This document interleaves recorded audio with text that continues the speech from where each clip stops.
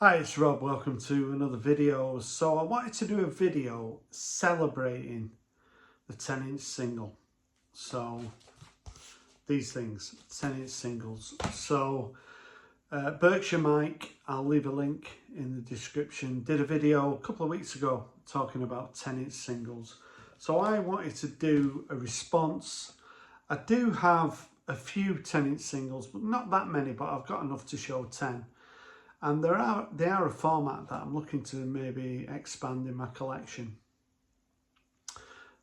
So in the late 40s into the sort of early 50s, 10 inches were quite popular at that time. But as we got into sort of the later 50s, the 12-inch sort of took over. So there's quite a lot of sort of jazz records from the early 50s that are on 10-inch. But I'm going to be showing ones from up until quite recently. There's quite a number of albums that have been released on 10-inch that I'd like to get in my collection. I've seen Regatta de Blanc by the Police. That's certainly one that I'd like to get in my collection. It's not that expensive. 10 inches don't tend to be that expensive either. There's quite a lot of people out there that just can't stand the format. They're quite awkward to store. If you've got your Cadillacs, they don't fit in properly, and I think a lot of people just stay away from 10-inch singles. So I wanted to show 10. Let's celebrate the 10-inch single. First one I want to show is this one, Amy Winehouse and Valerie. So in sort of 2008, something like that, I started DJing. I did a lot of parties, different events, and I mainly played records. I did play CDs because I did some sort of kids parties as well, but I did try to concentrate on records. And if you think sort of 2008, 2009, records were not pushed as much as they are now. Now they're quite hip and trendy, new shops opening all the time. 2009 they weren't. And when I used to turn up DJing at different events and I turned up with loads of records, people were really enthusiastic about the format.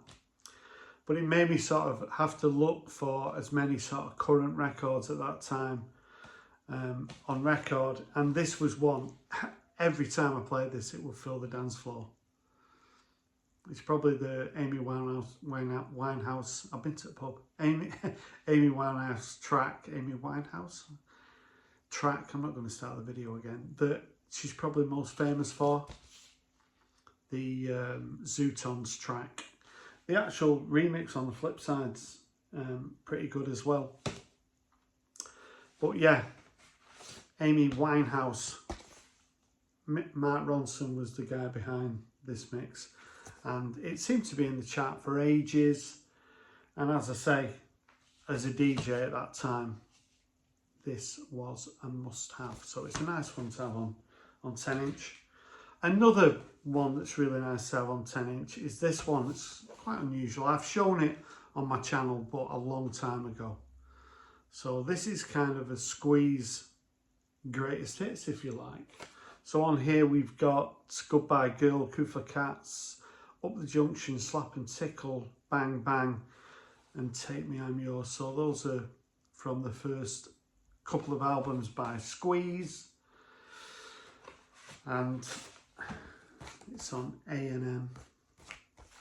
So yeah, Take Me I'm Yours is, I mean, that was sort of the first single to have success for Squeeze. And I'm just looking inside, there's something else. Oh, right, okay. I've got this inside.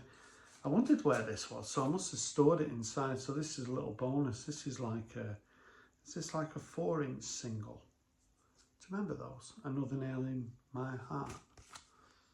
I remember getting this and I wondered where it was. So that's a little bit random. I heard it rattling around. So what have we got? If I Didn't Love You and Another Nail in My Heart. So isn't that cute? It does play. But I thought I'd lost that, but I must have stored it in this 10-inch. So yeah, Squeeze. It's not like a derogatory thing to say that Squeeze are a singles band. You could make that argument about numerous bands. Are their albums that necessary? Yeah, it's not an attack on Squeeze. Some of their songs are some of my favourite songs ever. So yeah, especially sort of Up the Junction. I love that song. So yeah, 6 tracks on a 10-inch from Squeeze. In 2012, I remember one late evening, I was watching Jools Holland, and this guy turned up. Never heard of him before. Michael Kiwanuka, and this is the Home Again EP. This has got 3 tracks on it. So now I'm seeing, and they say I'm doing fine, just fine, were bonus tracks on a 2-disc edition of his debut album. But the main track here is Home Again. And I can remember saying to a few friends at the time, what an amazing artist we've got here. This was his sort of debut album, came out in 2012. He's released maybe 3 or 4 albums now. I've got his debut album. I think that deserves to be on sort of any list of the best albums of this century. And I think his last album was one that I was streaming quite a bit and enjoying. So yeah, London born Michael Kiwanuka. Certainly a really nice 10-inch to have in my collection. Another one is an artist I spoke about quite recently. I showed an album by Badly Drawn Boy, Damon Gough. So this is Pissing in the Wind Lemon Jelly remix. So Lemon Jelly will be appearing later in this video, electronic duo from London. And there's also a Shining Shock Mix and Spitting in the Wind track, which are a couple of really good tracks on the flip side. Back in the day, you could get quite a lot of music on a 10-inch, but as I say, the 12-inch format became more and more popular. I was actually in a little story here for you. I was in my local record shop, SK1, in Stockport. I bought quite a bit of stuff from there, and I was chatting with Gareth. I've known him for years, and we were chatting, and he said that Damon Gough just walked in the shop recently because he lives quite local in Stockport. And at the same time, Gruff Reese out of the Super Furries and Andy Vortel, who's married to Jane Weaver, were in the shop, and they were all chatting together. And I said to Gareth, I said, wow, if I'd have walked in the shop at that period, that would have been amazing to see all 3 of those together. So yeah, Badly Drawn Boy, a really nice 10-inch. Another 10-inch is this one by Squid.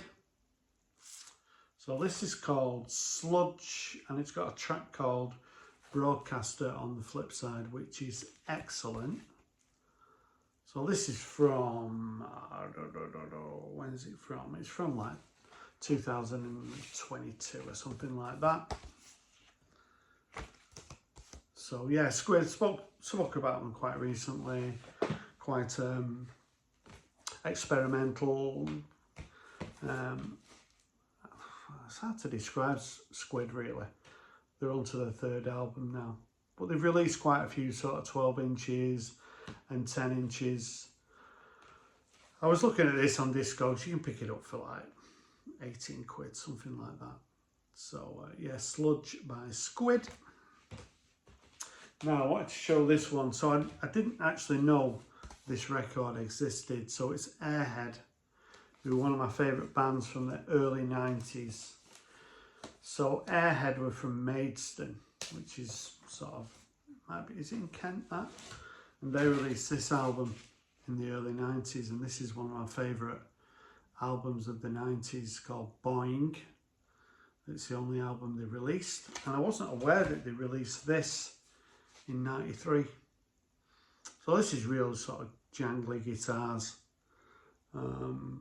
they were just around at the wrong time, really. I think they were kind of round about the grunge period, and sort of those jangly guitar bands were just out of favour for 18 months. There's a couple of tracks on the flip of this, They Don't Know and Someone Should Have Told Me, which are excellent. So, but yeah, the A side, That's Enough, probably was enough actually. And Airhead split pretty soon after this was released. But as I say, if you ever see this record anywhere, or stream it, listen to it, it's a sort of great guitar indie from the early 90s. Absolutely love it. So Jellyfish were a band from America who had a real sort of Beatles sound to them. I picked this up from a car boot sale a couple of years ago for £1, and I thought, yeah, that's quite a nice pickup.